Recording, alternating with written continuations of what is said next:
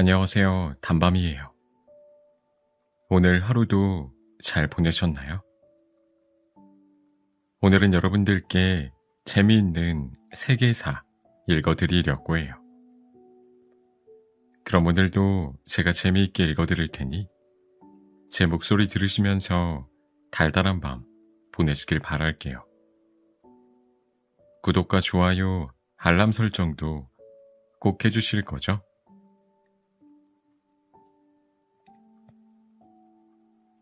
나일강의 비옥한 토지를 차지하기 위한 전쟁의 역사, 이집트 문명. 약 8,000년 전 나일강에서 시작된 국가, 고대 이집트는 수천 년 동안 비옥한 강가에서 농사를 지었기 때문에 고대 지중해 일대에서 가장 부유한 식량원을 가진 나라였습니다. 서쪽에 광대한 사막, 북쪽과 동쪽에 바다로 둘러싸인 안정적인 환경 덕분에 고대 이집트인은 낙관적인 세계관을 바탕으로 소박하고 평화로운 삶을 살고 있었죠. 이처럼 풍족한 환경 덕분에 위대한 문명이 꽃필 수 있었고, 피라미드와 같은 불가능에 가까운 고대 건축물이 탄생했습니다. 이집트인이 꽃피운 찬란한 문화만 놓고 보면 이집트는 전쟁과 같은 어려움을 별로 겪지 않았다고 생각할 수도 있습니다. 하지만 이집트의 역사를 살펴보면 결코 마냥 평화롭지만은 않았어요. 주변 국가부터 멀리 유럽의 강대국까지 이집트의 비옥한 대지를 호시탐탐 노리고 있으니까요. 고대 이집트는 힉소스, 바다 민족, 히타이트, 페르시아, 마케도니아, 로마 등 온갖 민족의 침략을 끊임없이 받았습니다. 다양한 전략으로 침입자를 물리치긴 했지만 여러 차례 치러진 숱한 전쟁으로 이집트는 비용과 인력을 너무 많이 소진한 상태였습니다. 이제부터 이집트의 운명을 이끈 약 5,000년 문명의 여정과 외세 침략에 시달린 약 2,400년의 시기를 단숨에 따라가 보겠습니다. 나일강의 축복 속에서 탄생한 신비의 문명. 여러분, 세계에서 제일 긴 강은 어디일까요? 남아메리카 대륙을 가로로 가르지르는 아마존 강과 아프리카 대륙을 세로로 지나는 나일강은 수세기 동안 세계 1위의 자리를 놓고 대결했는데, 미국 정부와 기네스 세계기록에서는 나일강을 세계 1위로 인정하고 있습니다. 나일강의 총 길이는 약 6,700km에 달하는데, 한반도 남북의 총 길이가 약 1,100km니까 한반도 전체를 세로로 6번이나 이어붙인 정도의 길이인 셈입니다. 거대한 길이의 나일강은 고맙게도 주기적으로 홍수와 범람을 반복하면서 주변의 토양을 흠뻑 적셔주었습니다. 그때마다 영양소를 듬뿍 머금은 땅은 비옥해졌고 각종 농작물을 수확하기 좋은 환경이 만들어졌습니다. 그렇기에 나일강 주위에 정착한 사람들은 강의 범람이 두렵지 않았습니다. 오히려 강이 범람하는 정확한 시기를 예측해서 적절한 농사 계획을 세울 수 있으니까요. 정기적인 홍수와 범람은 고대 이집트인에게 안정적인 식량 생산을 보장했을 뿐만 아니라 정확한 예측을 위한 천문학과, 달력과 같은 학문의 발전도 이끌어냈습니다. 나일강의 정기적인 범람을 통해 시간의 흐름을 측정하는 방법을 개발해 1년을 365일로 정하는 태양력을 만든 게 무려 5천년 전이라니 놀라울 따름이지요. 또한 이집트인은 나일강을 통해 다른 지역과 물자나 문화를 교류하며 더욱 번성하게 됩니다. 게다가 서쪽으로는 광활한 사막이 펼쳐지고 북쪽과 동쪽으로는 바다가 둘러싸니 외세의 침략으로부터 비교적 안전한 환경까지 갖췄던 셈입니다. 이집트인들의 삶은 평화롭고 여유로웠기 때문에 이 행복을 죽음 이후에도 누리고자 했어요. 사후세계를 믿으며 영혼 불멸 사상을 가진 이집트인들의 세계관을 내세적 세계관이라고 합니다. 반면 외적이 사방에서 침입하기 좋은 개방적 지형에서 살던 메소포타미아 문명인은 사후세계까지 생각할 여유도 없이 당장 먹고 살기가 바쁘고 힘들었기 때문에 현생의 행복에 집중하는 현세적 세계관을 가지게 됐지요. 시간이 흘러 이집트에는 도시와 계급, 국가가 형성됐는데요. 기원전 4천년경에 이르자 남쪽의 상이집트와 북쪽의 하이집트라는 두 개의 왕국이 탄생했고, 기원전 3000년경에는 메네스가 이집트를 통일하며 본격적인 초기 왕조 시대를 열었습니다. 그 뒤에 이집트 통일 왕조는 크게 고왕국, 중왕국, 신왕국 시대로 나뉘는데요. 고왕국 시대는 피라미드가 건설되기 시작한 이집트 최초의 융성기라 피라미드 시대라고 불립니다. 피라미드는 가장 대표적인 고대 이집트의 아이콘이자 왕의 무덤이지만 그렇다고 고대 이집트의 모든 왕묘가 피라미드였던 것은 아닙니다. 피라미드는 고대 이집트 역사 속에서 특정 시기에만 왕의 무덤으로 사용되었고 12왕조 시대 이후엔 피라미드가 더 이상 왕묘로 사용되지 않았어요. 파라오라고 불린 고대 이집트의 왕은 통치자를 넘어 신적인 존재였기 때문에 절대적인 권력을 누렸는데 파라오의 권력이 강해지고 사회가 안정될수록 피라미드는 더 거대해졌습니다. 이집트 최초의 피라미드는 고왕국 시대 파라오인 조세르의 피라미드입니다. 우리에게 익숙한 모양과는 다르게 계단식으로 만들어졌지요. 조세르의 피라미드를 설계한 주인공은 유능한 재상이었던 이모테프입니다. 그 뒤로 피라미드의 모양은 변화를 거듭해 기원전 2600년경에 고왕국 제4왕조 파라오인 스네프루 시대에는 독특한 굴절 피라미드가 건설되었고 이후 공학적 경험을 풍부하게 쌓은 건축가들이 좀 더 안정적으로 끝이 뾰족한 모양의 붉은 피라미드를 완성합니다. 스네프루의 뒤를 이은 파라오인 쿠프, 카프레, 멘카우르는 기자의 거대한 피라미드를 건설했는데 이 피라미드 단지는 가히 걸작으로 평가됩니다.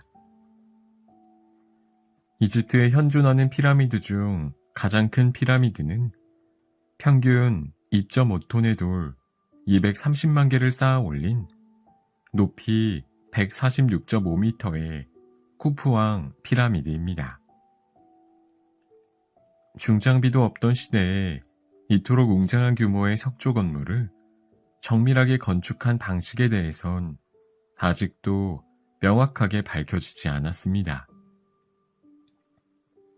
이집트인이 가장 거대한 피라미드를 한창 건설하던 4,500년 전은 지구상에 아직 매머드가 걸어다니고 한반도에선 단군 왕검이 고조선을 세우지도 않은 정말 먼 옛날이었습니다.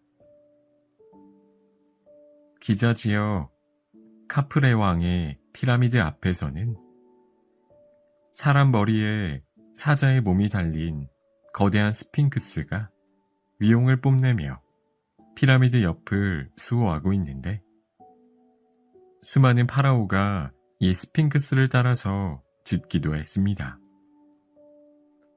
그 뒤로 피라미드 건축은 고 왕국 제5왕조부터 점차 쇠퇴하게 됩니다. 파라오가 이끈 이집트 문명의 황금기. 고 왕국 시대가 저물며 뒤 이어진 중간기에는 이집트에 대혼란이 빚어졌습니다. 나라가 남북으로 갈라진 상태에서 찾아온 극심한 가뭄으로 나일강이 마르고 기근이 심각해져 일부 지역에선 인육을 먹는 사태까지 벌어졌습니다.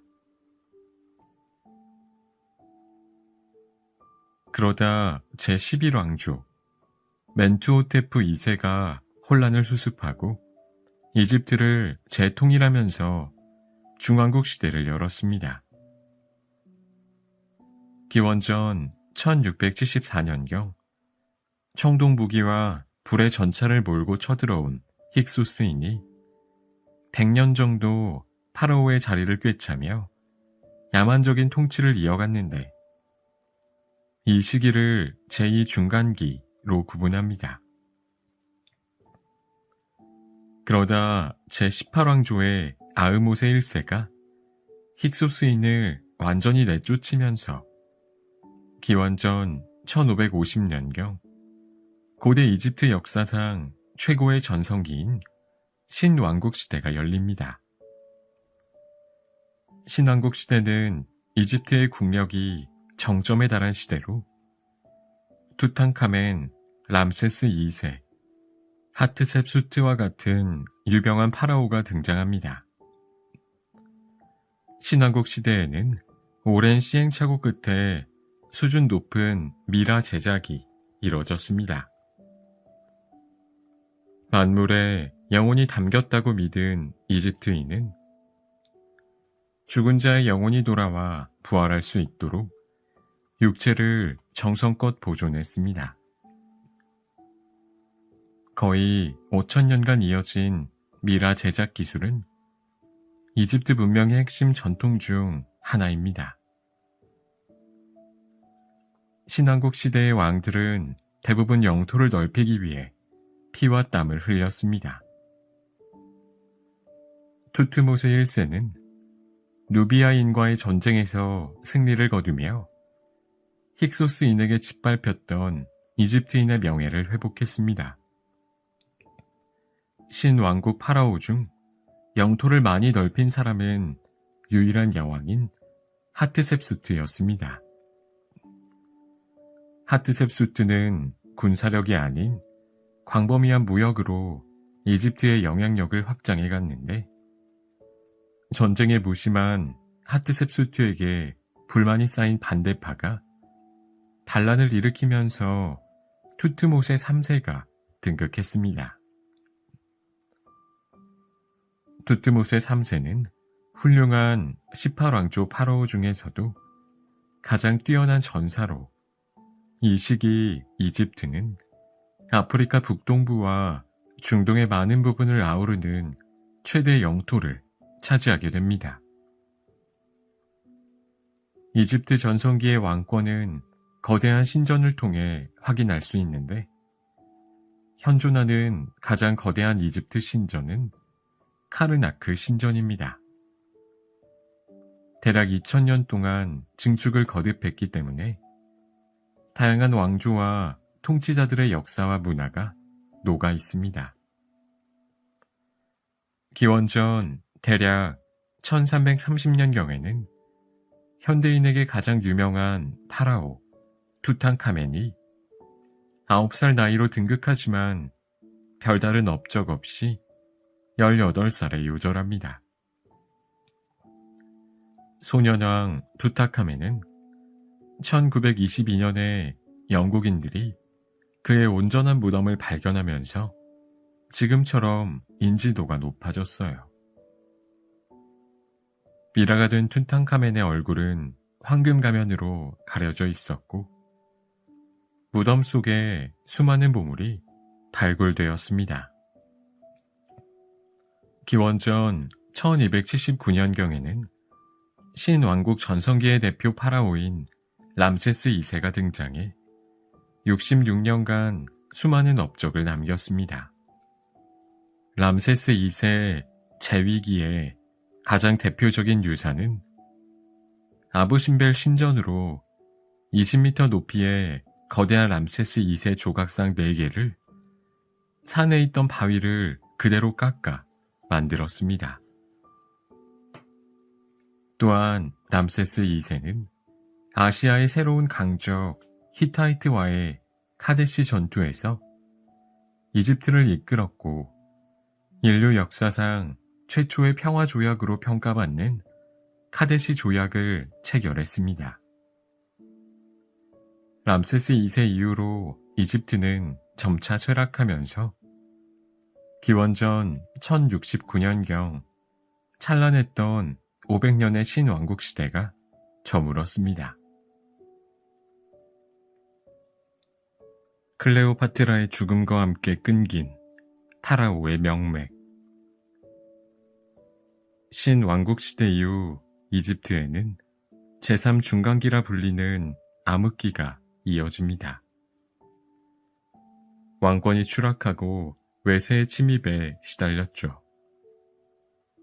특히 기원전 7세기경 고대 오리엔트 신흥 강자로 떠오른 아시리아가 메소포타미아에 이어 이집트까지 무릎 꿇리며 최초로 오리엔트 전역을 평정합니다. 오리엔트는 서양에서 바라본 동쪽의 세계를 이르는 말로 고대 이집트와 메소포타미아를 포함합니다. 영토를 넓히는 것보다 중요한 것은 통치 시스템을 갖춰 제국을 잘 운영하는 것인데요.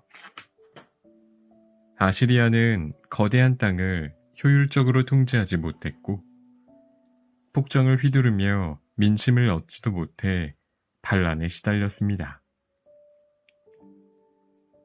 이집트가 아시리아를 금세 내쫓고 독립을 쟁취하면서 기원전 7세기에서 기원전 4세기에 이르는 후기 왕조 시대가 열립니다.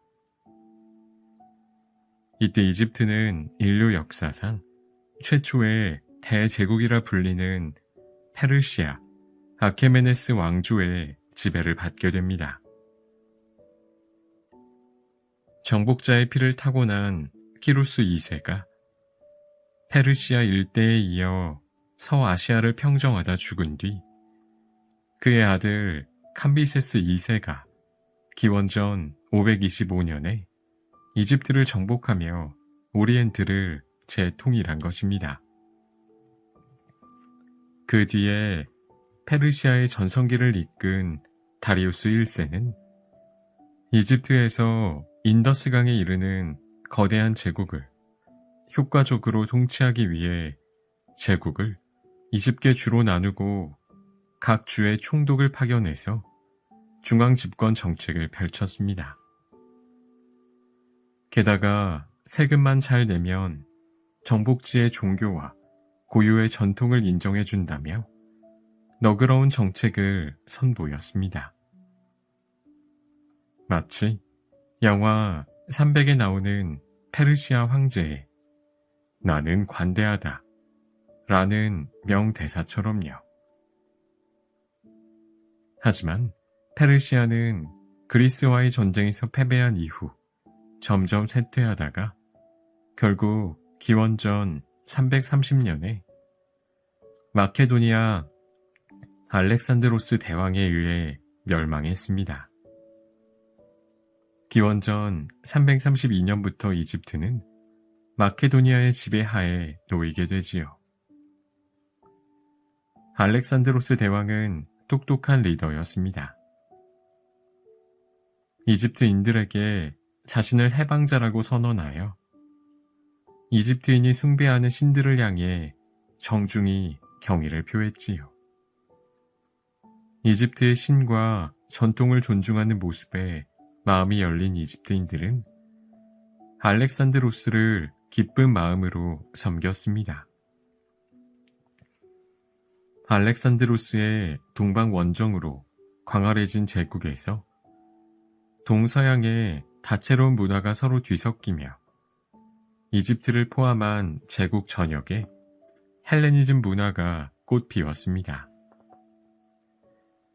헬레니즘 시대란 기원전 4세기에 알렉산드로스의 동방 원정으로 오리엔트 문화와 그리스 문화가 만나 탄생한 동서양 문화 융합의 시대라고 정리할 수 있겠습니다.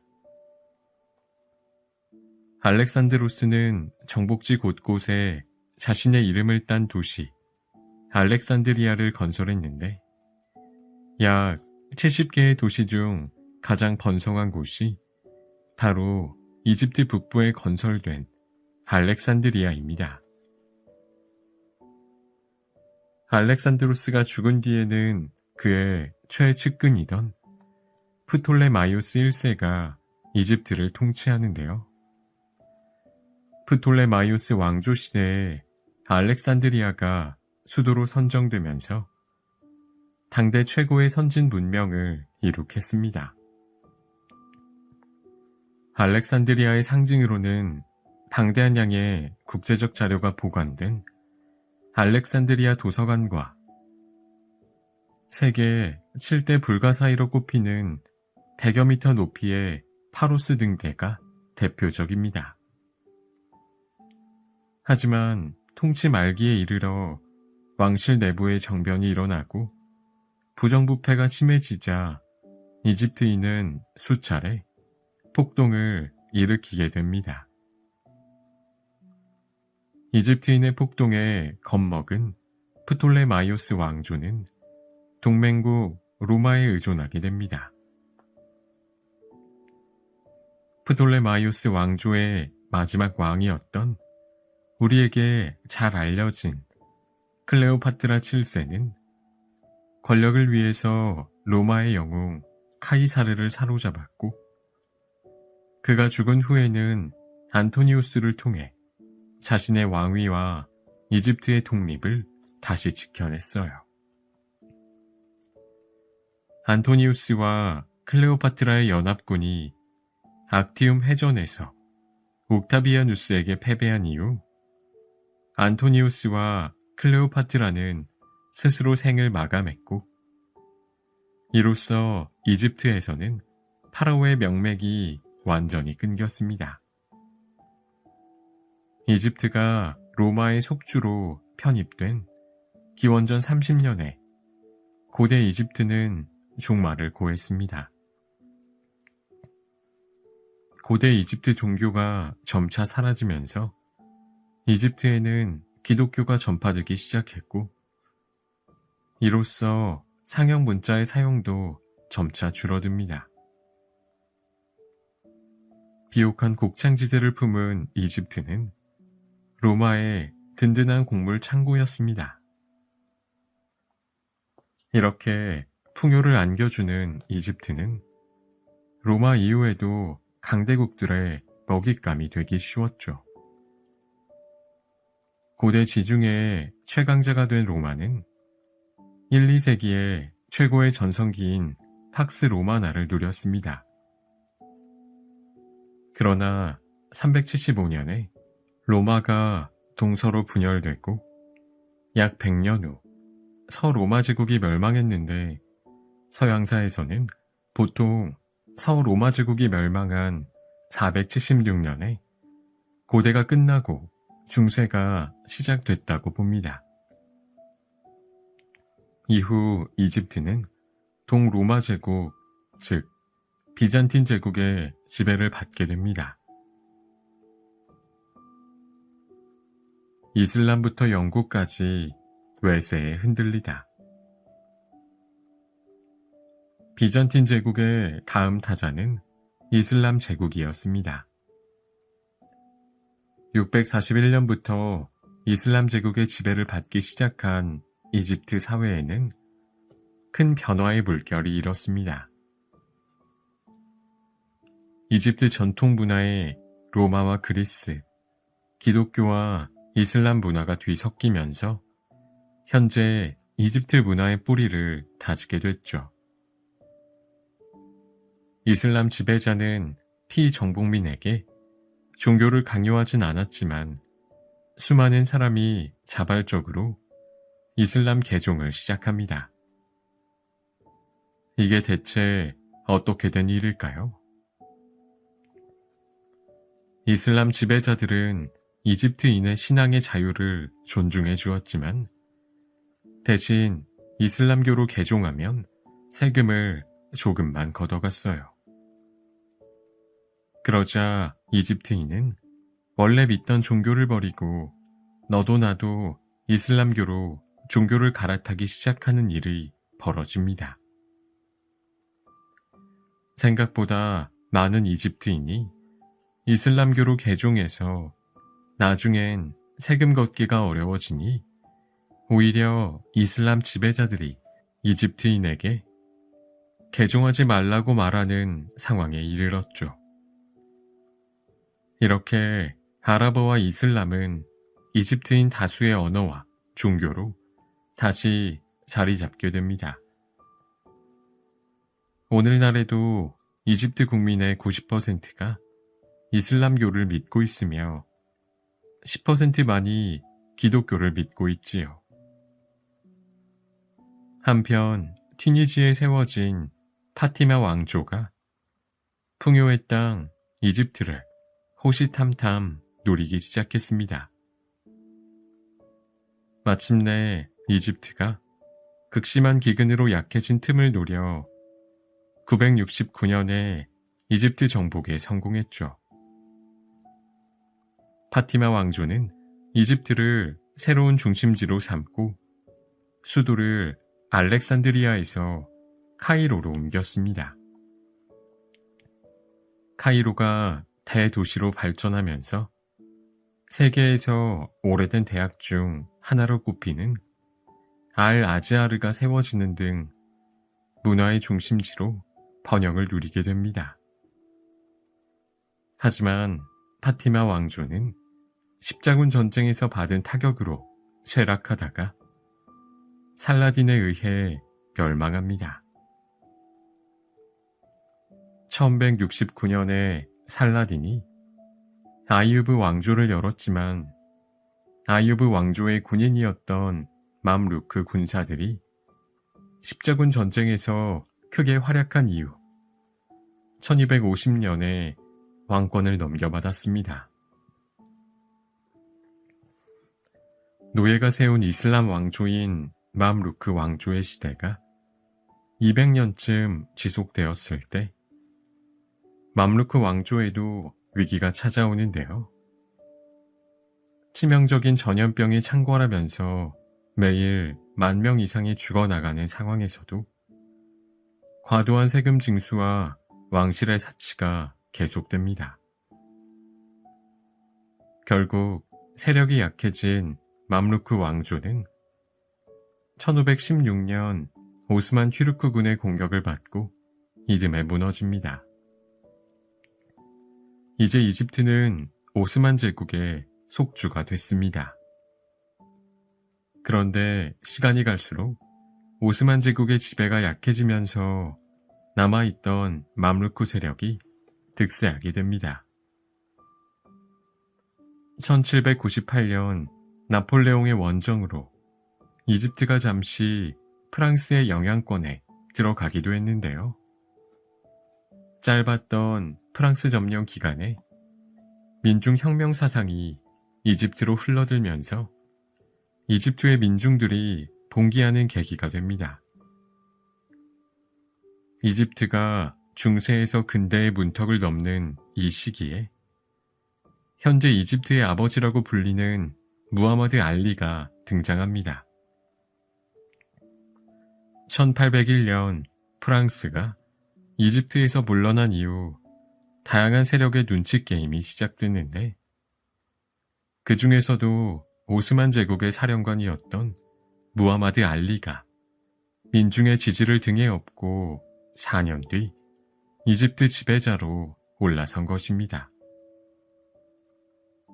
무하마드 알리는 지난 수백 년간 이집트를 지배해온 맘루크 세력을 숙청하고 자신의 권력을 안정시키기 위해 군대를 기반으로 대대적인 개혁을 단행했습니다.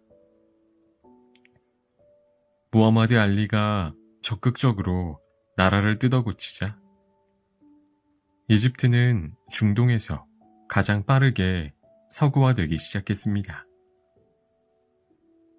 1869년에는 세계 최대의 수에즈 운하가 화려하게 개통됩니다. 하지만 빛이 있으면 그림자도 짙은 법. 무리한 강제 노역으로 인해 수많은 이집트인이 과로와 영양실조로 죽어갔고 정부는 파산에 이르렀습니다. 결국 수에즈 운하를 탐내던 영국에게 주식을 팔아야 했는데요. 수에즈 운하의 경영권을 주게 된 영국은 이집트 내정에 깊게 개입하기 시작합니다.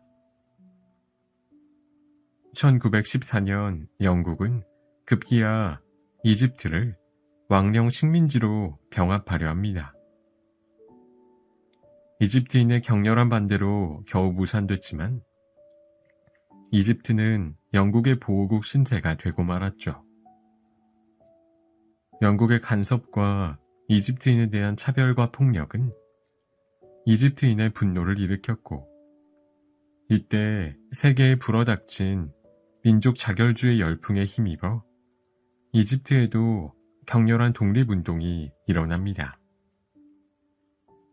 5년 뒤인 1919년 영국의 간섭에 분노한 이집트인들이 일으킨 독립혁명을 시작으로 3년 뒤 마침내 이집트 왕국으로 독립하게 됩니다. 하지만 10년도 더 지난 1936년에도 수에즈 운하에는 영국군이 계속 주둔했고 2차 세계대전 기간에도 계속해서 영국에 끌려다니면서 독립국의 지위를 거의 누리지 못합니다. 갈등과 전쟁으로 물든 풍요의 땅.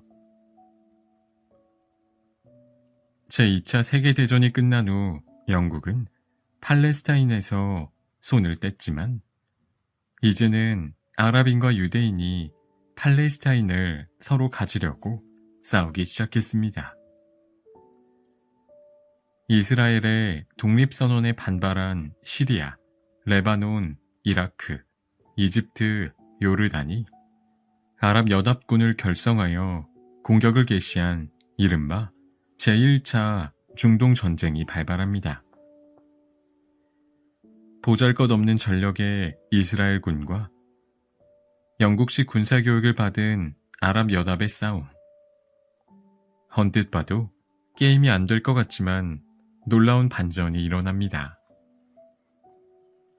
이스라엘군은 절박감이라는 최종 병기로 결국 도시를 지켜냈고 이집트가 속한 아랍연합군은 분열되며 결국 전쟁에서 패배합니다. 당시 이집트의 국왕 파르쿠 1세는 사치에 빠져 있었고 나란 일에 관심이 없었는데 이 와중에 전쟁의 패전까지 하니 나라가 시끄러웠죠. 이 틈을 타 이집트 군인 출신 가말 압델 나세르가 쿠데타를 일으켜 1956년 대통령에 취임합니다. 이로써 이집트의 군주제는 사라지고 공화국의 역사가 시작됩니다.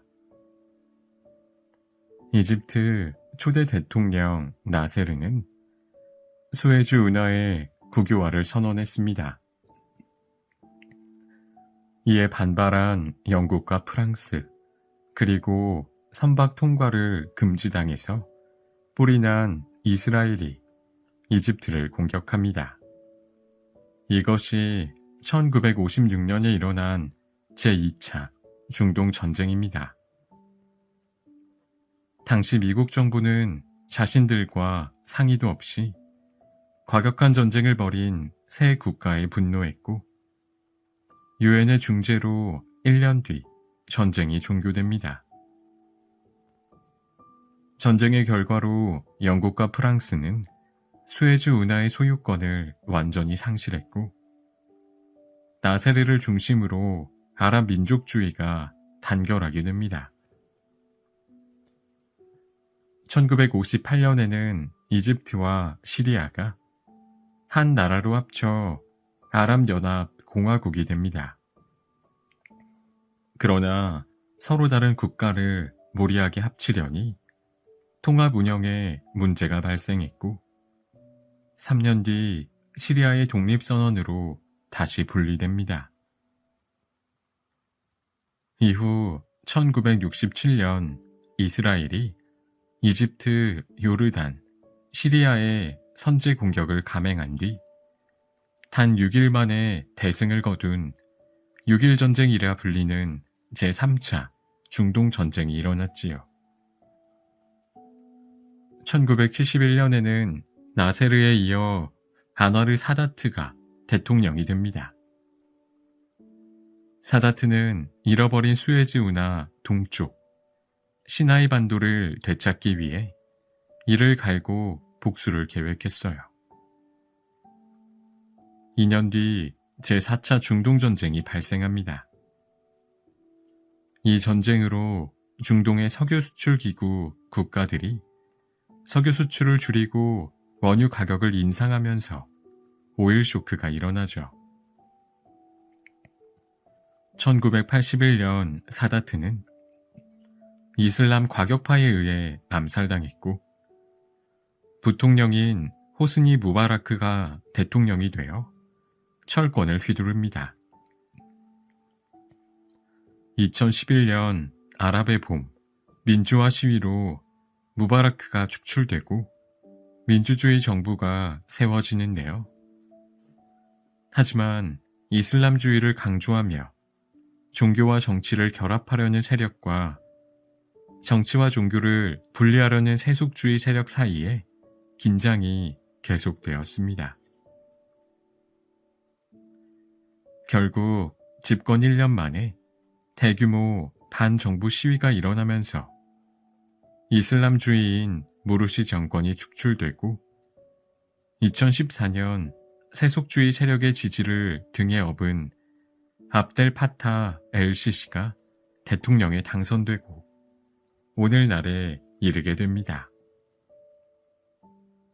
고대 이집트의 찬란한 문명 이후로 4차례 중동전쟁을 겪으며 격동의 현대사가 펼쳐진 이집트.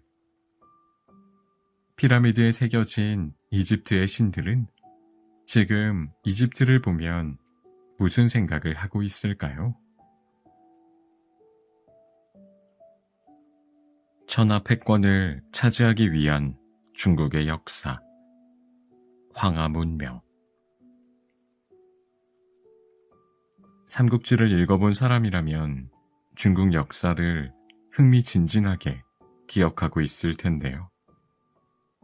사실 삼국지가 그린 시대는 중국 역사에서 극히 일부에 속할 정도로 중국의 넓은 영토에서 정말 많은 국가가 흥망을 거듭했습니다. 아주 길고 복잡한 중국 역사를 지금부터 명료하게 정리해 볼게요. 세계에서 인류 문명이 가장 먼저 꽃피운 곳을 흔히 4대 문명이라고 부르는데요. 4대 문명의 발상지는 큰 강과 온화한 기후라는 공통점을 가지고 있습니다. 메소포타미아의 티그리스와 유프라테스 강, 이집트의 나일강, 인도의 인더스강에 이어 중국의 황하강 지역에서도 동아시아에서 가장 오래된 황하 문명이 시작됩니다. 북중국을 가로지르는 황하강의 이름은 누런 색깔에서 비롯됐는데 유난히 강물이 황토색인 이유는 작은 미립자의 황토가 섞여 있기 때문입니다. 황토의 비율이 40에서 60%에 이르는데 이것은 다른 지역의 강보다 대략 10배 정도 많은 수준이라고 해요. 기원전 8000년경에 사람들이 황하강 유역의 비옥한 토지에서 농사를 짓기 시작했고 기원전 2000년경 무렵에는 청동기 시대로 접어들게 됩니다. 학창시절에 배웠던 청동기 문화의 특징이 기억나시나요? 도구와 농경의 발달로 생긴 잉여 생산물로 인해 사유재산과 계급이 생겨납니다. 부족을 이끄는 지도자는 종교의식까지 주관하며 더 강력한 권력을 움켜쥐게 되는데요. 이런 황하강 유역 청동기 문화의 초기 단계에 처음 등장한 왕조는 전설 속의 왕조인 하왕조입니다. 황하에서 탄생한 고대 동아시아 문명. 중국 신화에 의하면 농사, 불, 사냥 기술을 발명한 3명을 삼황이라 하고 그 이후 5명의 황제를 오제라고 하는데요. 삼황오제의 마지막 순왕에게 왕위를 넘겨받은 우왕이 세운 하나라는 기원전 2070년에서 기원전 1600년경 세워진 것으로 추정합니다. 하지만 확실한 고고학적 증거가 없다는 이유로 대부분의 학자들은 하나라를 전설 속의 나라로 여깁니다.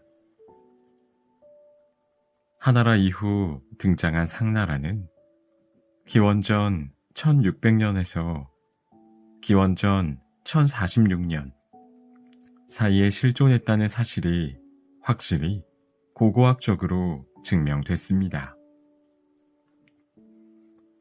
1928년부터 시작된 유적 발굴 작업 끝에 상나라의 도시였던 은어가 발견된 거죠. 그래서 은어라는 이름을 따서 상나라를 은나라라고도 부르는 것입니다. 실존 여부가 입증된 중국 최고의 나라인 상나라에서는 주로 거북이 배딱지와 짐승의 뼈에 새긴 갑골 문자를 사용했습니다. 상나라 마지막 왕이자 폭군의 아이콘인 주왕은 달기라는 여성에게 푹 빠져 나라를 말아먹기 시작하는데요. 그녀를 위해 호화로운 궁궐을 짓고 거대한 연못은 향기로운 술로 가득 채우며 연못가의 나무엔 고기를 잔뜩 매달아 고기 숲을 이루었다고 하니 술은 연못을 이루고 고기는 숲을 이룬다라는 뜻의 사자성어인 주제육림이 여기서 유래했습니다. 천하의 보물을 모두 거둬 흥청망청 왕의 사치를 즐기는 와중에 백성들은 과중한 세금에 시달려야 했습니다. 결국 민심을 잃고 휘청이던 상왕조는 주나라 무왕에 의해 패망했는데요. 지배층의 부정부패와 과도한 세금 징수는 자연재해나 외세의 침략과 함께 망국의 전형적인 패턴으로 앞으로 나올 중국사에서 끊임없이 반복됩니다. 주나라 때는 중국 문화의 근간이 되는 뼈대가 형성된 시기였습니다. 주나라 때 토지를 우물정 모양인 9등분으로 나누어 경작하는 중국 최초의 토지 제도인 정전법이 실시됐고, 하늘의 명을 받은 천자가 천하를 통치하기 위해 나라를 세웠다는 천명 사상으로 왕권을 정당화했습니다. 천명 사상이 발전하면서 이후 왕이 민심을 잃으면 덕이 있는 다른 사람이 새로운 왕조를 세우는 역성혁명의 좋은 근거로 활용되지요. 또한 주나라는 넓어진 영토를 효율적으로 지배하기 위해 봉건제도를 실시했습니다. 봉건제도는 왕에게 영토를 받은 제후가 그 지역을 다스리는 개념인데, 서양의 봉건제와는 약간 차이가 있습니다. 서양 봉건제도의 핵심은 계약관계인데, 주나라 봉건제도의 핵심은 혈연적 유대관계라 할 수 있죠. 그러나 세대가 변하면서 왕실과 제후들의 혈연관계는 점점 멀어지고, 주나라 왕실의 권위가 무너지자 각지의 제후가 스스로 독립적인 세력이 되어 패권 싸움을 시작합니다. 피뜨기는 중국 역사의 서막을 알리는 약 550년간의 춘추 전국시대가 도래한 것입니다.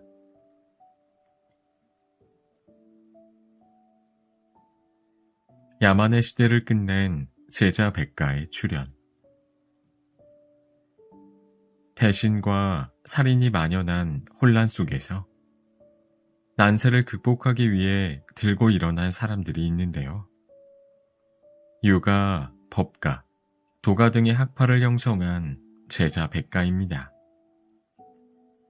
공자, 맹자, 순자, 노자 등 이름만 들어도 걸출한 사상가들이 다 속해 있는 제자 백가는 사륙이 난무하는 세상 속에서 사상과 문화의 최대 번영기를 꽃 피우게 됩니다. 또한 이 시기 중국 발전의 원동력 중 하나는 철제 농기구의 발명이었는데요. 이를 통해 농업 생산력이 점차 증가하게 됩니다. 춘추 전국 시대의 5개의 강국을 춘추 5패라고 하며, 전국 시대에 서로 세력을 떨치던 7나라를 전국 칠웅이라고 합니다. 전국 칠웅이 차례로 자신을 왕으로 칭하고 오로지 천하통일을 향해 질주하죠. 그러다 기원전 221년 영정이 마침내 중국 본토를 통일하며 천하통일이라는 대업을 이룩합니다. 이로써 중국 최초의 중앙 집권적 통일 국가인 진나라의 시대가 이루어집니다. 대신들은 영정에게 천하통일의 새 시대에 어울리는 새로운 칭호를 가지라고 건의했는데요. 결국 왕의 칭호를 폐지하고 황제의 직위를 취하니 그가 바로 중국 최초의 황제 진시황입니다. 첫 황제라는 뜻으로 시황제 또는 진시황으로 불리지요. 진시황은 이전 주나라 때의 지방 분권적인 봉건제도가 어떤 비극을 초래했는지 잘 알고 있었기에 강력한 중앙 집권적 지방 통치제도인 군현제를 실시했어요. 전국의 행정구역을 군과 현으로 나눈 뒤 중앙정부에서 임명한 관리를 각지에 파견해서 나라를 다스렸습니다. 또한 전국 시대에 제각각이었던 문자나 화폐도 통일하면서 체제를 표준화했습니다. 또한 진시황은 황제의 권위를 만방에 알리고자 화려한 건축물을 건설하기 시작합니다. 특히 수백만 명의 백성의 피와 땀으로 건설한 만리장성이 대표적이죠. 하지만 진시황의 업적만 있는 것은 아닙니다. 진시황은 사상 통제를 위해 자신에게 비판을 일삼는 선비들을 생매장했고, 자신의 정치에 방해가 된다고 여겨지는 책을 불태워버리니 이것이 분서갱요입니다. 기원전 210년 진시황이 죽자 또다시 각지에서 반란이 일어납니다. 이때 유방과 항우가 연합하여 진을 무너뜨린 다음 서로 전국 통일을 향한 사투를 시작합니다. 초나라 항우와 한나라 유방의 싸움. 그 기록이 바로 그 유명한 초안지입니다.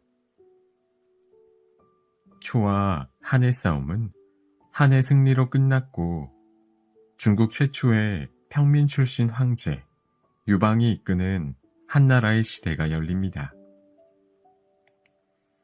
한나라는 200년 넘게 중앙집권 국가를 유지하는데 특히 모제 때는 아시아에서 최고로 부강한 다민족 국가로 부상합니다. 모제는 장건을 서역으로 파견했고 이를 통해 동서교역을 위한 실크로드를 개척하게 됩니다. 한나라는 외척 왕망이 세운 신나라에 의해 잠시 명맥이 끊기는데요. 유수 광무제가 신나라를 멸하고 다시 새롭게 한을 재건합니다. 이를 후한이라고 해요. 후한의 국방력은 크게 강화되고 영토가 확장됩니다.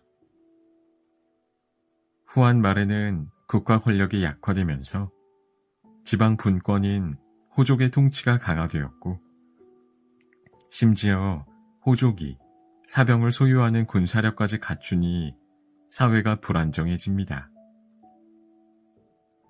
부패한 정치를 보다 못한 농민들이 일으킨 황건적의 난 이후 후한이 쇠퇴하고 수많은 영웅이 각자 나라를 세우려 나서면서 후한은 위촉오 삼국으로 분열되고 그 유명한 삼국시대가 열립니다. 삼국시대는 위나라의 조조와 총나라의 유비 그리고 오나라의 손권이 대립하다 결국 총나라는 위나라에 멸망하고 위나라는 사마염이 새롭게 진나라를 세우며 멸망합니다. 280년에는 마침내 진나라가 오나라를 멸망시키며 천하를 통일하고 삼국시대가 막을 내립니다. 그러다 갑자기 서북의 오랑캐가 진을 침략하여 남쪽으로 밀려나는데요. 이를 동진이라고 합니다. 북쪽을 5 오랑캐가 차지해 16국으로 세웠다는 의미로 5호 16국이라 부릅니다. 이처럼 북쪽 이민족의 왕조와 남쪽 한족의 왕조가 남북으로 양립하던 시기를 남북조 시대라고 부르며 위나라부터 진나라, 남북조 시대까지 이르는 이 시기를 통틀어 위진 남북조 시대라고 합니다.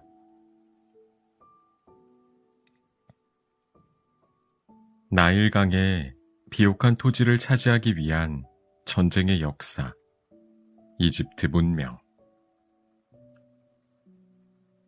약 8,000년 전 나일강에서 시작된 국가 고대 이집트는 수천 년 동안 비옥한 강가에서 농사를 지었기 때문에 고대 지중해 일대에서 가장 부유한 식량원을 가진 나라였습니다. 서쪽에 광대한 사막, 북쪽과 동쪽에 바다로 둘러싸인 안정적인 환경 덕분에 고대 이집트인은 낙관적인 세계관을 바탕으로 소박하고 평화로운 삶을 살고 있었죠.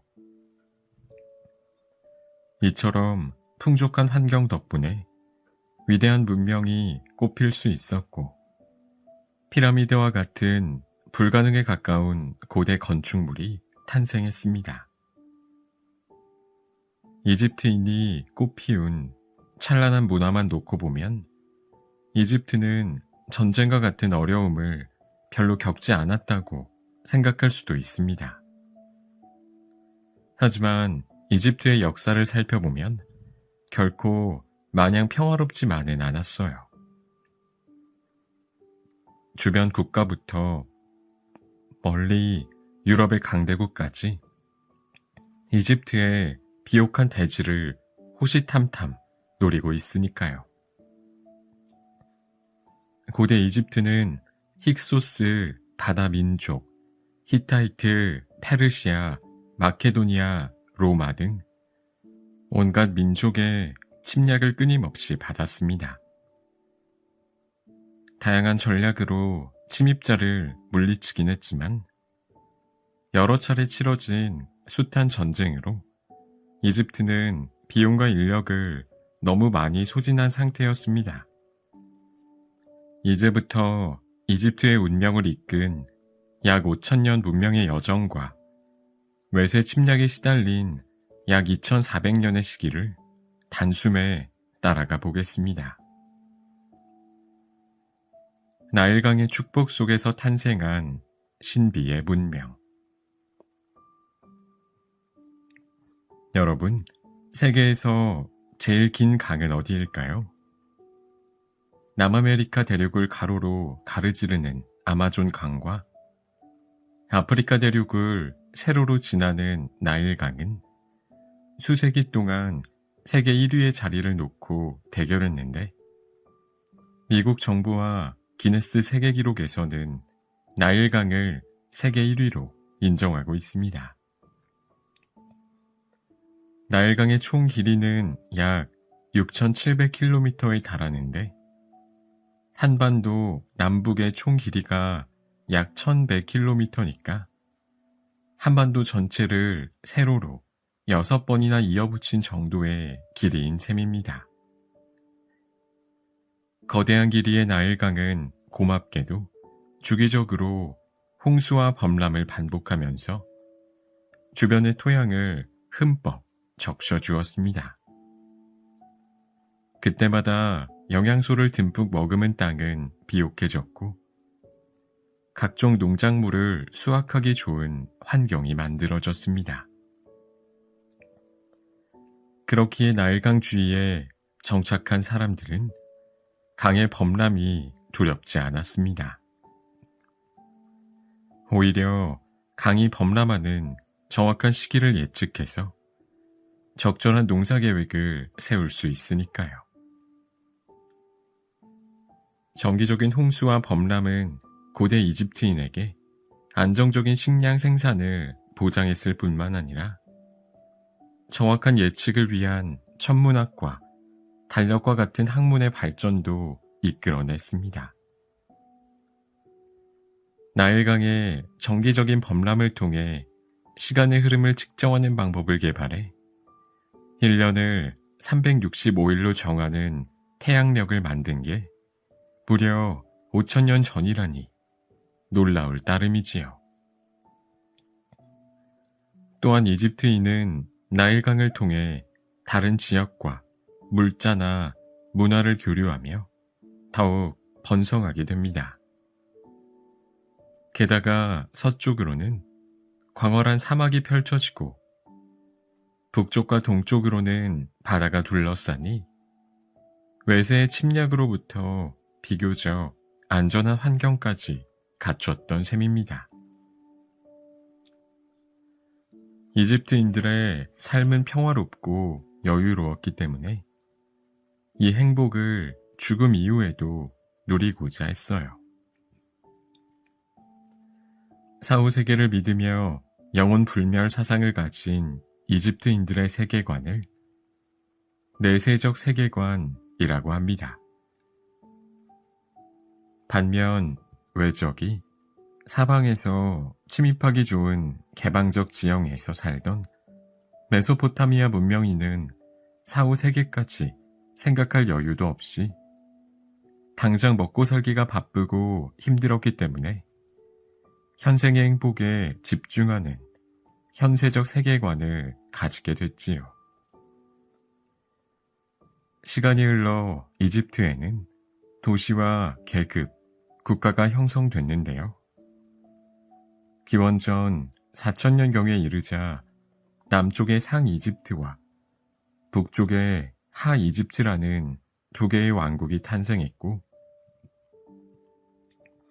기원전 3000년경에는 메네스가 이집트를 통일하며 본격적인 초기 왕조 시대를 열었습니다. 그 뒤에 이집트 통일 왕조는 크게 고왕국, 중왕국, 신왕국 시대로 나뉘는데요. 고왕국 시대는 피라미드가 건설되기 시작한 이집트 최초의 융성기라 피라미드 시대라고 불립니다. 피라미드는 가장 대표적인 고대 이집트의 아이콘이자 왕의 무덤이지만, 그렇다고 고대 이집트의 모든 왕묘가 피라미드였던 것은 아닙니다. 피라미드는 고대 이집트 역사 속에서 특정 시기에만 왕의 무덤으로 사용되었고, 12왕조 시대 이후엔 피라미드가 더 이상 왕묘로 사용되지 않았어요. 파라오라고 불린 고대 이집트의 왕은 통치자를 넘어 신적인 존재였기 때문에 절대적인 권력을 누렸는데, 파라오의 권력이 강해지고 사회가 안정될수록 피라미드는 더 거대해졌습니다. 이집트 최초의 피라미드는 고왕국 시대 파라오인 조세르의 피라미드입니다. 우리에게 익숙한 모양과는 다르게 계단식으로 만들어졌지요. 조세르의 피라미드를 설계한 주인공은 유능한 재상이었던 이모테프입니다. 그 뒤로 피라미드의 모양은 변화를 거듭해 기원전 2600년경에 고왕국 제4왕조 파라오인 스네프루 시대에는 독특한 굴절 피라미드가 건설되었고, 이후 공학적 경험을 풍부하게 쌓은 건축가들이 좀 더 안정적으로 끝이 뾰족한 모양의 붉은 피라미드를 완성합니다. 스네프루의 뒤를 이은 파라오인 쿠프, 카프레, 멘카우르는 기자의 거대한 피라미드를 건설했는데, 이 피라미드 단지는 가히 걸작으로 평가됩니다. 이집트에 현존하는 피라미드 중 가장 큰 피라미드는 평균 2.5톤의 돌 230만 개를 쌓아 올린 높이 146.5m의 쿠프왕 피라미드입니다. 중장비도 없던 시대에 이토록 웅장한 규모의 석조 건물을 정밀하게 건축한 방식에 대해선 아직도 명확하게 밝혀지지 않았습니다. 이집트인이 가장 거대한 피라미드를 한창 건설하던 4500년 전은 지구상에 아직 매머드가 걸어다니고 한반도에선 단군 왕검이 고조선을 세우지도 않은 정말 먼 옛날이었습니다. 기자지어 카프레 왕의 피라미드 앞에서는 사람 머리에 사자의 몸이 달린 거대한 스핑크스가 위용을 뽐내며 피라미드 옆을 수호하고 있는데, 수많은 파라오가 이 스핑크스를 따라서 짓기도 했습니다. 그 뒤로 피라미드 건축은 고 왕국 제5왕조부터 점차 쇠퇴하게 됩니다. 파라오가 이끈 이집트 문명의 황금기. 고 왕국 시대가 저물며 뒤 이어진 중간기에는 이집트에 대혼란이 빚어졌습니다. 나라가 남북으로 갈라진 상태에서 찾아온 극심한 가뭄으로 나일강이 마르고 기근이 심각해져 일부 지역에선 인육을 먹는 사태까지 벌어졌습니다. 그러다 제11왕조 멘투호테프 2세가 혼란을 수습하고 이집트를 재통일하면서 중왕국 시대를 열었습니다. 기원전 1674년경 청동 무기와 불의 전차를 몰고 쳐들어온 힉소스인이 100년 정도 파라오의 자리를 꿰차며 야만적인 통치를 이어갔는데, 이 시기를 제2중간기로 구분합니다. 그러다 제18왕조의 아흐모세 1세가 힉소스인을 완전히 내쫓으면서 기원전 1550년경 고대 이집트 역사상 최고의 전성기인 신왕국 시대가 열립니다. 신왕국 시대는 이집트의 국력이 정점에 달한 시대로 투탕카멘, 람세스 2세, 하트셉수트와 같은 유명한 파라오가 등장합니다. 신왕국 시대에는 오랜 시행착오 끝에 수준 높은 미라 제작이 이뤄졌습니다. 만물에 영혼이 담겼다고 믿은 이집트인은 죽은 자의 영혼이 돌아와 부활할 수 있도록 육체를 정성껏 보존했습니다. 거의 5,000년간 이어진 미라 제작 기술은 이집트 문명의 핵심 전통 중 하나입니다. 신왕국 시대의 왕들은 대부분 영토를 넓히기 위해 피와 땀을 흘렸습니다. 투트모세 1세는 누비아인과의 전쟁에서 승리를 거두며 힉소스인에게 짓밟혔던 이집트인의 명예를 회복했습니다. 신왕국 파라오 중 영토를 많이 넓힌 사람은 유일한 여왕인 하트셉수트였습니다. 하트셉수트는 군사력이 아닌 광범위한 무역으로 이집트의 영향력을 확장해 갔는데, 전쟁에 무심한 하트셉수트에게 불만이 쌓인 반대파가 반란을 일으키면서 투트모세 3세가 등극했습니다. 투트모세 3세는 훌륭한 18왕조 파라오 중에서도 가장 뛰어난 전사로 이 시기 이집트는 아프리카 북동부와 중동의 많은 부분을 아우르는 최대 영토를 차지하게 됩니다. 이집트 전성기의 왕권은 거대한 신전을 통해 확인할 수 있는데, 현존하는 가장 거대한 이집트 신전은 카르나크 신전입니다. 대략 2000년 동안 증축을 거듭했기 때문에 다양한 왕조와 통치자들의 역사와 문화가 녹아 있습니다. 기원전 대략 1330년경에는 현대인에게 가장 유명한 파라오 투탕카멘이 9살 나이로 등극하지만 별다른 업적 없이 18살에 요절합니다. 소년왕 투탕카멘은 1922년에 영국인들이 그의 온전한 무덤을 발견하면서 지금처럼 인지도가 높아졌어요. 미라가 된 툰탕카멘의 얼굴은 황금 가면으로 가려져 있었고 무덤 속에 수많은 보물이 발굴되었습니다. 기원전 1279년경에는 신왕국 전성기의 대표 파라오인 람세스 2세가 등장해 66년간 수많은 업적을 남겼습니다.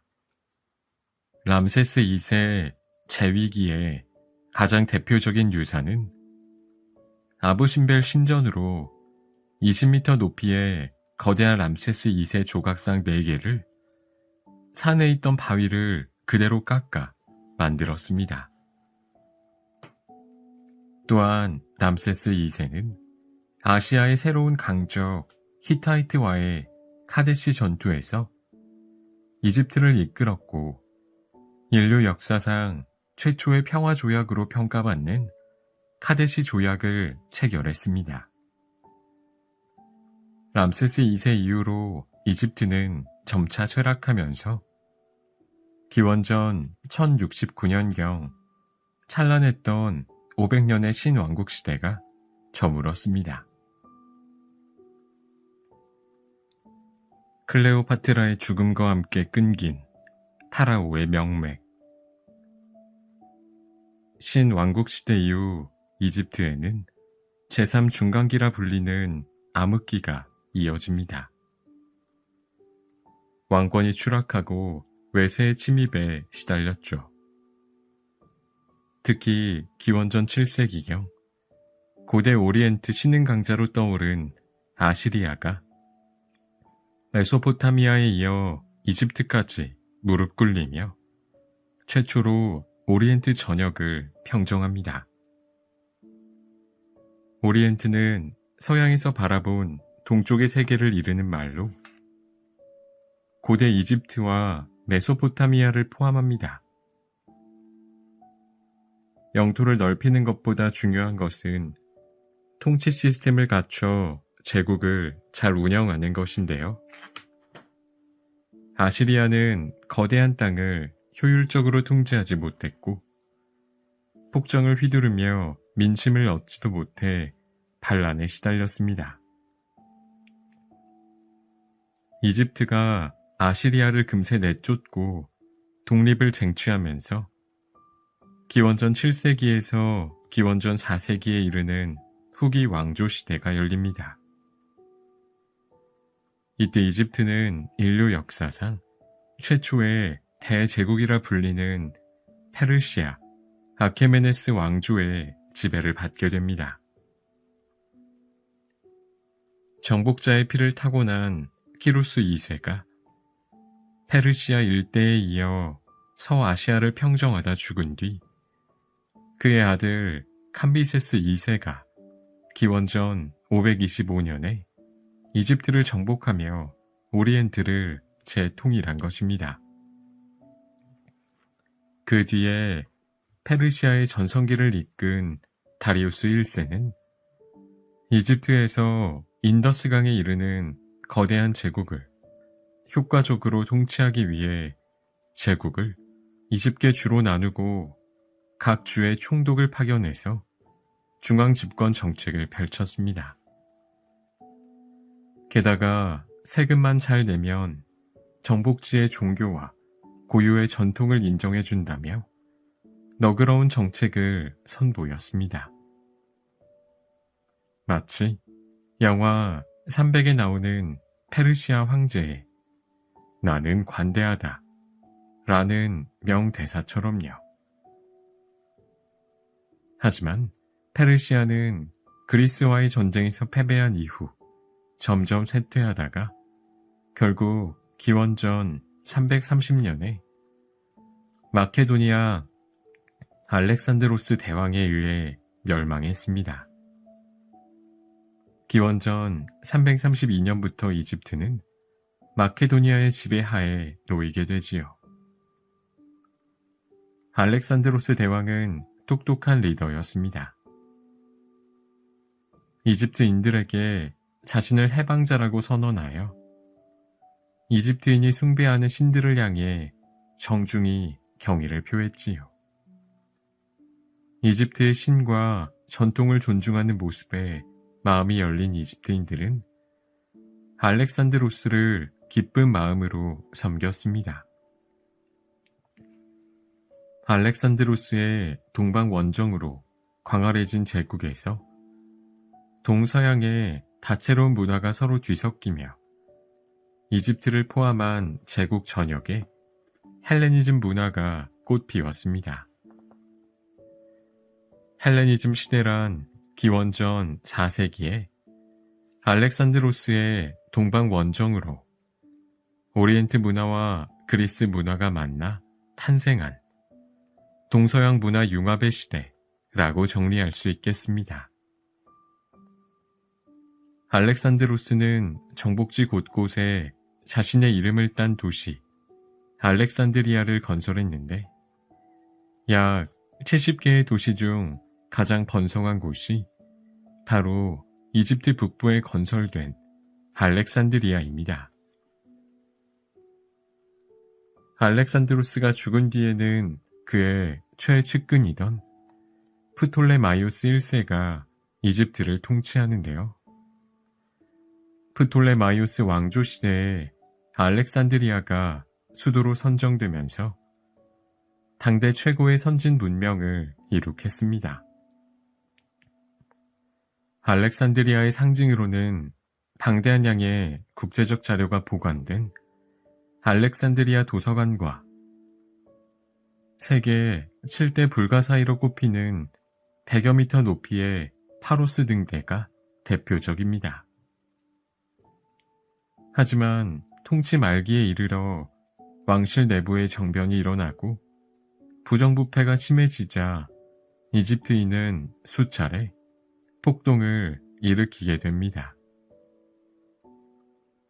이집트인의 폭동에 겁먹은 프톨레마이오스 왕조는 동맹국 로마에 의존하게 됩니다.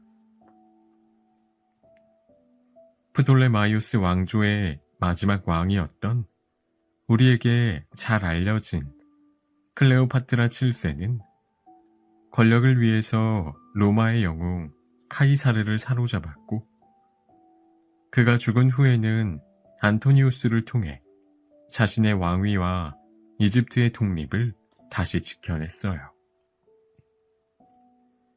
안토니우스와 클레오파트라의 연합군이 악티움 해전에서 옥타비아누스에게 패배한 이후 안토니우스와 클레오파트라는 스스로 생을 마감했고 이로써 이집트에서는 파라오의 명맥이 완전히 끊겼습니다.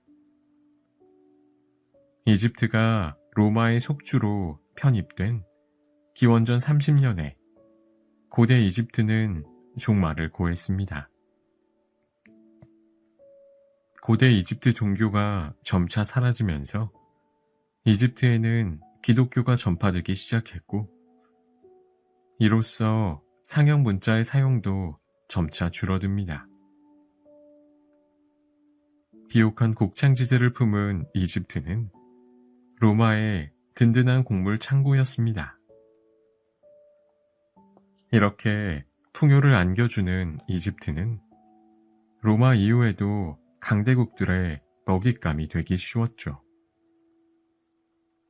고대 지중해의 최강자가 된 로마는 1, 2세기에 최고의 전성기인 팍스 로마나를 누렸습니다.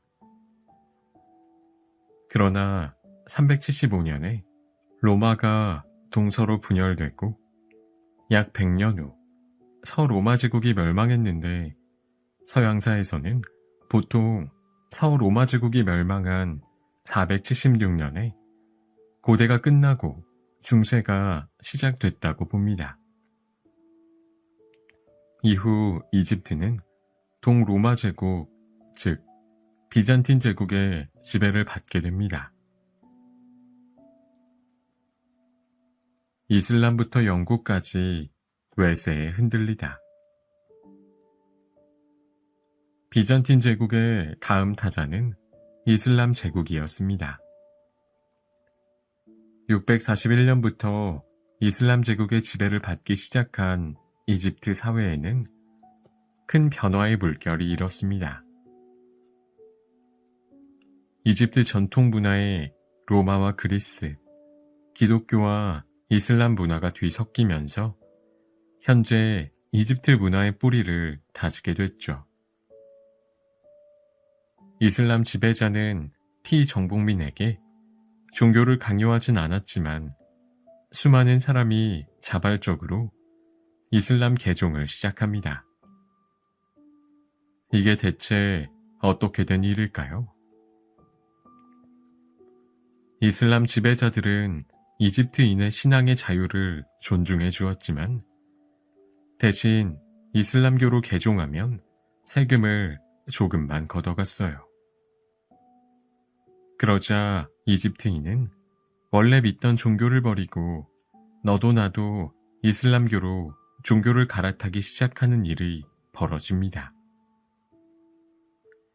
생각보다 많은 이집트인이 이슬람교로 개종해서 나중엔 세금 걷기가 어려워지니 오히려 이슬람 지배자들이 이집트인에게 개종하지 말라고 말하는 상황에 이르렀죠.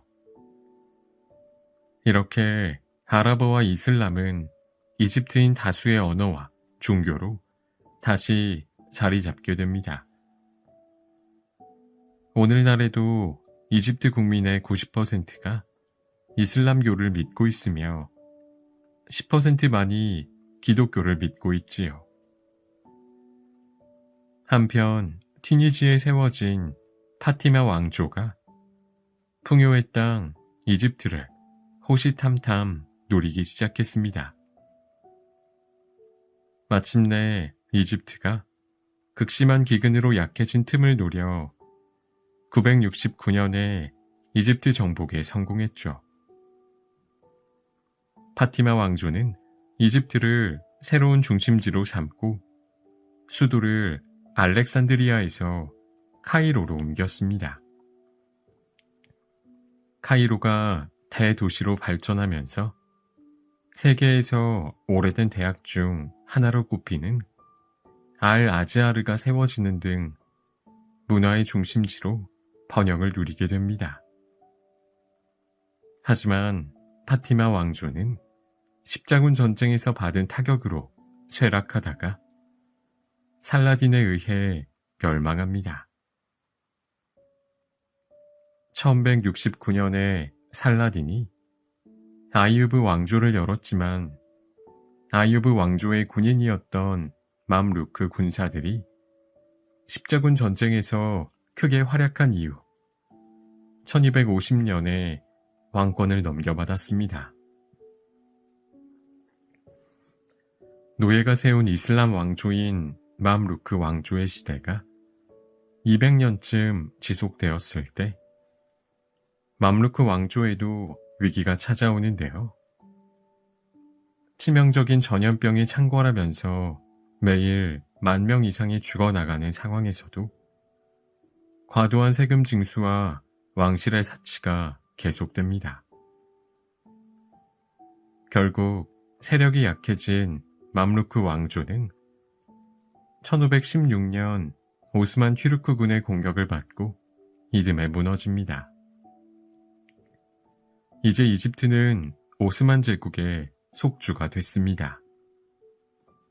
그런데 시간이 갈수록 오스만 제국의 지배가 약해지면서 남아있던 맘루크 세력이 득세하게 됩니다. 1798년 나폴레옹의 원정으로 이집트가 잠시 프랑스의 영향권에 들어가기도 했는데요. 짧았던 프랑스 점령 기간에 민중혁명 사상이 이집트로 흘러들면서 이집트의 민중들이 봉기하는 계기가 됩니다. 이집트가 중세에서 근대의 문턱을 넘는 이 시기에 현재 이집트의 아버지라고 불리는 무하머드 알리가 등장합니다. 1801년 프랑스가 이집트에서 물러난 이후 다양한 세력의 눈치 게임이 시작됐는데 그 중에서도 오스만 제국의 사령관이었던 무하마드 알리가 민중의 지지를 등에 업고 4년 뒤 이집트 지배자로 올라선 것입니다. 무하마드 알리는 지난 수백 년간 이집트를 지배해온 맘루크 세력을 숙청하고 자신의 권력을 안정시키기 위해 군대를 기반으로 대대적인 개혁을 단행했습니다. 무하마드 알리가 적극적으로 나라를 뜯어고치자 이집트는 중동에서 가장 빠르게 서구화되기 시작했습니다. 1869년에는 세계 최대의 수에즈 운하가 화려하게 개통됩니다. 하지만 빛이 있으면 그림자도 짙은 법. 무리한 강제 노역으로 인해 수많은 이집트인이 과로와 영양실조로 죽어갔고 정부는 파산에 이르렀습니다. 결국 수에즈 운하를 탐내던 영국에게 주식을 팔아야 했는데요. 수에즈 운하의 경영권을 쥐게 된 영국은 이집트 내정에 깊게 개입하기 시작합니다. 1914년 영국은 급기야 이집트를 왕령 식민지로 병합하려 합니다. 이집트인의 격렬한 반대로 겨우 무산됐지만 이집트는 영국의 보호국 신세가 되고 말았죠. 영국의 간섭과 이집트인에 대한 차별과 폭력은 이집트인의 분노를 일으켰고 이때 세계에 불어닥친 민족 자결주의 열풍에 힘입어 이집트에도 격렬한 독립운동이 일어납니다. 5년 뒤인 1919년 영국의 간섭에 분노한 이집트인들이 일으킨 독립혁명을 시작으로 3년 뒤 마침내 이집트 왕국으로 독립하게 됩니다. 하지만 10년도 더 지난 1936년에도 수에즈 운하에는 영국군이 계속 주둔했고 2차 세계대전 기간에도 계속해서 영국에 끌려다니면서 독립국의 지위를 거의 누리지 못합니다. 갈등과 전쟁으로 물든 풍요의 땅. 제2차 세계대전이 끝난 후 영국은 팔레스타인에서 손을 뗐지만 이제는 아랍인과 유대인이 팔레스타인을 서로 가지려고 싸우기 시작했습니다. 이스라엘의 독립선언에 반발한 시리아, 레바논, 이라크, 이집트, 요르단이 아랍연합군을 결성하여 공격을 개시한 이른바 제1차 중동전쟁이 발발합니다. 보잘것없는 전력의 이스라엘군과 영국식 군사교육을 받은 아랍연합의 싸움. 언뜻 봐도 게임이 안 될 것 같지만 놀라운 반전이 일어납니다. 이스라엘군은 절박감이라는 최종병기로 결국 도시를 지켜냈고 이집트가 속한 아랍연합군은 분열되며 결국 전쟁에서 패배합니다. 당시 이집트의 국왕 파르쿠 1세는 사치에 빠져 있었고 나란 일에 관심이 없었는데 이 와중에 전쟁의 패전까지 하니 나라가 시끄러웠죠. 이 틈을 타 이집트 군인 출신 가말 압델 나세르가 쿠데타를 일으켜 1956년 대통령에 취임합니다. 이로써 이집트의 군주제는 사라지고 공화국의 역사가 시작됩니다. 이집트 초대 대통령 나세르는 수에즈 운하의 국유화를 선언했습니다. 이에 반발한 영국과 프랑스, 그리고 선박 통과를 금지당해서 뿔이 난 이스라엘이 이집트를 공격합니다. 이것이 1956년에 일어난 제2차 중동 전쟁입니다.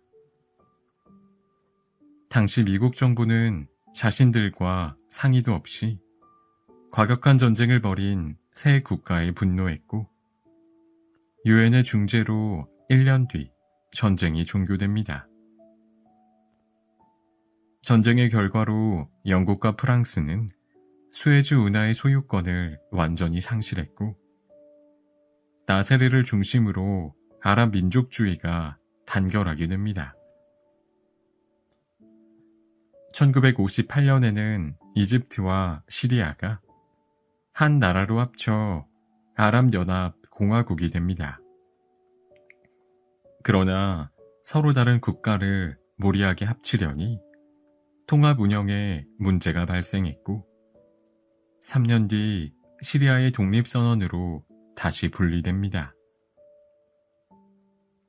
이후 1967년 이스라엘이 이집트, 요르단, 시리아의 선제 공격을 감행한 뒤 단 6일 만에 대승을 거둔 6.1 전쟁이라 불리는 제3차 중동 전쟁이 일어났지요.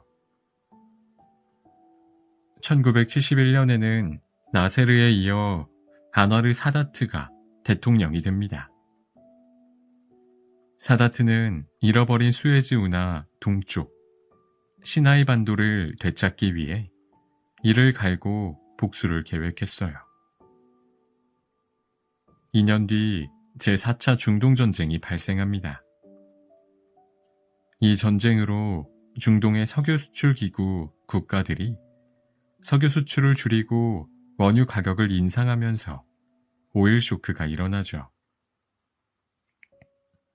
1981년 사다트는 이슬람 과격파에 의해 암살당했고 부통령인 호스니 무바라크가 대통령이 되어 철권을 휘두릅니다.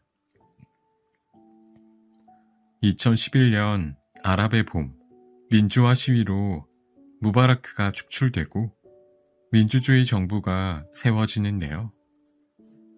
하지만 이슬람주의를 강조하며 종교와 정치를 결합하려는 세력과 정치와 종교를 분리하려는 세속주의 세력 사이에 긴장이 계속되었습니다. 결국 집권 1년 만에 대규모 반정부 시위가 일어나면서 이슬람주의인 무르시 정권이 축출되고 2014년 세속주의 세력의 지지를 등에 업은 압델 파타 엘시시가 대통령에 당선되고 오늘날에 이르게 됩니다. 고대 이집트의 찬란한 문명 이후로 4차례 중동전쟁을 겪으며 격동의 현대사가 펼쳐진 이집트. 피라미드에 새겨진 이집트의 신들은 지금 이집트를 보면 무슨 생각을 하고 있을까요? 천하 패권을 차지하기 위한 중국의 역사, 황하문명. 삼국지를 읽어본 사람이라면 중국 역사를 흥미진진하게 기억하고 있을 텐데요. 사실 삼국지가 그린 시대는 중국 역사에서 극히 일부에 속할 정도로 중국의 넓은 영토에서 정말 많은 국가가 흥망을 거듭했습니다. 아주 길고 복잡한 중국 역사를 지금부터 명료하게 정리해 볼게요. 세계에서 인류 문명이 가장 먼저 꽃피운 곳을 흔히 4대 문명이라고 부르는데요. 4대 문명의 발상지는 큰 강과 온화한 기후라는 공통점을 가지고 있습니다. 메소포타미아의 티그리스와 유프라테스 강, 이집트의 나일강, 인도의 인더스강에 이어 중국의 황하강 지역에서도 동아시아에서 가장 오래된 황하 문명이 시작됩니다. 북중국을 가로지르는 황하강의 이름은 누런 색깔에서 비롯됐는데 유난히 강물이 황토색인 이유는 작은 미립자의 황토가 섞여 있기 때문입니다. 황토의 비율이 40에서 60%에 이르는데 이것은 다른 지역의 강보다 대략 10배 정도 많은 수준이라고 해요.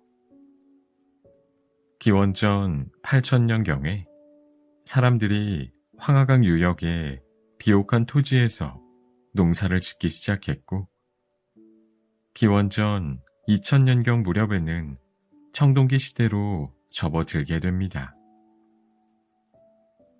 학창시절에 배웠던 청동기 문화의 특징이 기억나시나요? 도구와 농경의 발달로 생긴 잉여 생산물로 인해 사유재산과 계급이 생겨납니다. 부족을 이끄는 지도자는 종교의식까지 주관하며 더 강력한 권력을 움켜쥐게 되는데요. 이런 황하강 유역 청동기 문화의 초기 단계에 처음 등장한 왕조는 전설 속의 왕조인 하왕조입니다. 황하에서 탄생한 고대 동아시아 문명. 중국 신화에 의하면 농사, 불, 사냥 기술을 발명한 3명을 삼황이라 하고 그 이후 5명의 황제를 오제라고 하는데요. 삼왕 오제의 마지막 순왕에게 왕위를 넘겨받은 우왕이 세운 하나라는 기원전 2070년에서 기원전 1600년경 세워진 것으로 추정합니다. 하지만 확실한 고고학적 증거가 없다는 이유로 대부분의 학자들은 하나라를 전설 속의 나라로 여깁니다. 하나라 이후 등장한 상나라는 기원전 1600년에서 기원전 1046년 사이에 실존했다는 사실이 확실히 고고학적으로 증명됐습니다. 1928년부터 시작된 유적 발굴 작업 끝에 상나라의 도시였던 은어가 발견된 거죠. 그래서 은어라는 이름을 따서 상나라를 은나라라고도 부르는 것입니다. 실존 여부가 입증된 중국 최고의 나라인 상나라에서는 주로 거북이 배딱지와 짐승의 뼈에 새긴 갑골 문자를 사용했습니다. 상나라 마지막 왕이자 폭군의 아이콘인 주왕은 달기라는 여성에게 푹 빠져 나라를 말아먹기 시작하는데요. 그녀를 위해 호화로운 궁궐을 짓고 거대한 연못은 향기로운 술로 가득 채우며 연못가의 나무엔 고기를 잔뜩 매달아 고기 숲을 이루었다고 하니 술은 연못을 이루고 고기는 숲을 이룬다라는 뜻의 사자성어인 주제육림이 여기서 유래했습니다. 천하의 보물을 모두 걷어 흥청망청 왕이 사치를 즐기는 와중에 백성들은 과중한 세금에 시달려야 했습니다. 결국 민심을 잃고 휘청이던 상왕조는 주나라 무왕에 의해 패망했는데요. 지배층의 부정부패와 과도한 세금 징수는 자연재해나 외세의 침략과 함께 망국의 전형적인 패턴으로 앞으로 나올 중국사에서 끊임없이 반복됩니다. 주나라 때는 중국 문화의 근간이 되는 뼈대가 형성된 시기였습니다. 주나라 때 토지를 우물정 모양인 9등분으로 나누어 경작하는 중국 최초의 토지 제도인 정전법이 실시됐고, 하늘의 명을 받은 천자가 천하를 통치하기 위해 나라를 세웠다는 천명 사상으로 왕권을 정당화했습니다. 천명 사상이 발전하면서 이후 왕이 민심을 잃으면 덕이 있는 다른 사람이 새로운 왕조를 세우는 역성혁명의 좋은 근거로 활용되지요. 또한 주나라는 넓어진 영토를 효율적으로 지배하기 위해 봉건제도를 실시했습니다. 봉건제도는 왕에게 영토를 받은 제후가 그 지역을 다스리는 개념인데, 서양의 봉건제와는 약간 차이가 있습니다. 서양 봉건제도의 핵심은 계약관계인데, 주나라 봉건제도의 핵심은 혈연적 유대관계라 할 수 있죠. 그러나 세대가 변하면서 왕실과 제후들의 혈연관계는 점점 멀어지고, 주나라 왕실의 권위가 무너지자 각지의 제후가 스스로 독립적인 세력이 되어 패권 싸움을 시작합니다. 피뜨기는 중국 역사의 서막을 알리는 약 550년간의 춘추 전국시대가 도래한 것입니다.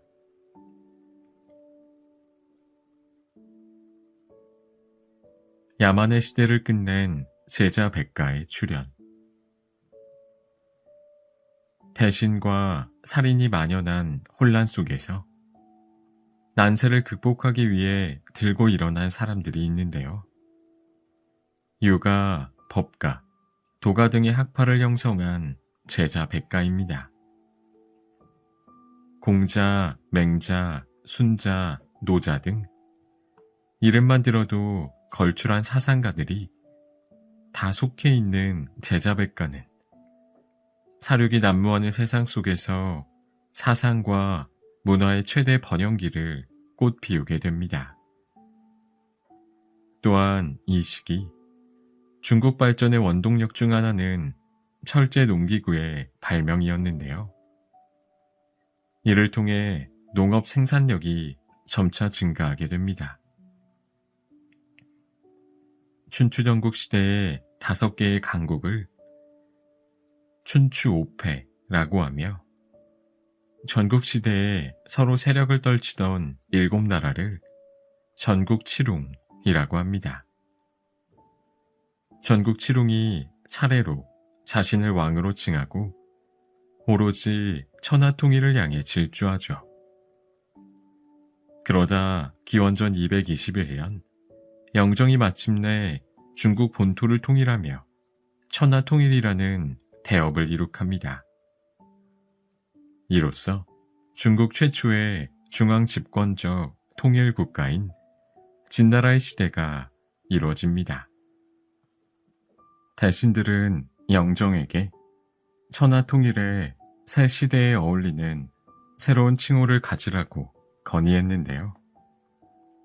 결국 왕의 칭호를 폐지하고 황제의 직위를 취하니 그가 바로 중국 최초의 황제 진시황입니다. 첫 황제라는 뜻으로 시황제 또는 진시황으로 불리지요. 진시황은 이전 주나라 때의 지방 분권적인 봉건제도가 어떤 비극을 초래했는지 잘 알고 있었기에 강력한 중앙 집권적 지방 통치제도인 군현제를 실시했어요. 전국의 행정구역을 군과 현으로 나눈 뒤 중앙 정부에서 임명한 관리를 각지에 파견해서 나라를 다스렸습니다. 또한 전국 시대에 제각각이었던 문자나 화폐도 통일하면서 체제를 표준화했습니다. 또한 진시황은 황제의 권위를 만방에 알리고자 화려한 건축물을 건설하기 시작합니다. 특히 수백만 명의 백성의 피와 땀으로 건설한 만리장성이 대표적이죠. 하지만 진시황의 업적만 있는 것은 아닙니다. 진시황은 사상 통제를 위해 자신에게 비판을 일삼는 선비들을 생매장했고, 자신의 정치에 방해가 된다고 여겨지는 책을 불태워버리니 이것이 분서갱요입니다. 기원전 210년 진시황이 죽자 또다시 각지에서 반란이 일어납니다. 이때 유방과 항우가 연합하여 진을 무너뜨린 다음 서로 전국 통일을 향한 사투를 시작합니다. 초나라 항우와 한나라 유방의 싸움. 그 기록이 바로 그 유명한 초안지입니다. 초와 한의 싸움은 한의 승리로 끝났고, 중국 최초의 평민 출신 황제 유방이 이끄는 한나라의 시대가 열립니다. 한나라는 200년 넘게 중앙집권 국가를 유지하는데, 특히 모제 때는 아시아에서 최고로 부강한 다민족 국가로 부상합니다. 모제는 장건을 서역으로 파견했고, 이를 통해 동서교역을 위한 실크로드를 개척하게 됩니다. 한나라는 외척 왕망이 세운 신나라에 의해 잠시 명맥이 끊기는데요. 유수 광무제가 신나라를 멸하고 다시 새롭게 한을 재건합니다. 이를 후한이라고 해요. 후한의 국방력은 크게 강화되고 영토가 확장됩니다. 후한 말에는 국가 권력이 약화되면서 지방 분권인 호족의 통치가 강화되었고, 심지어 호족이 사병을 소유하는 군사력까지 갖추니 사회가 불안정해집니다. 부패한 정치를 보다 못한 농민들이 일으킨 황건적의 난 이후 후한이 쇠퇴하고 수많은 영웅이 각자 나라를 세우려 나서면서 후한은 위촉오 삼국으로 분열되고 그 유명한 삼국시대가 열립니다. 삼국시대는 위나라의 조조와 총나라의 유비 그리고 오나라의 손권이 대립하다 결국 총나라는 위나라에 멸망하고, 위나라는 사마염이 새롭게 진나라를 세우며 멸망합니다. 280년에는 마침내 진나라가 오나라를 멸망시키며 천하를 통일하고 삼국시대가 막을 내립니다. 그러다 갑자기 서북의 오랑캐가 진을 침략하여 남쪽으로 밀려나는데요. 이를 동진이라고 합니다. 북쪽을 5 오랑캐가 차지해 16국으로 세웠다는 의미로 5호 16국이라 부릅니다. 이처럼 북쪽 이민족의 왕조와 남쪽 한족의 왕조가 남북으로 양립하던 시기를 남북조 시대라고 부르며, 위나라부터 진나라, 남북조 시대까지 이르는 이 시기를 통틀어 위진 남북조 시대라고 합니다.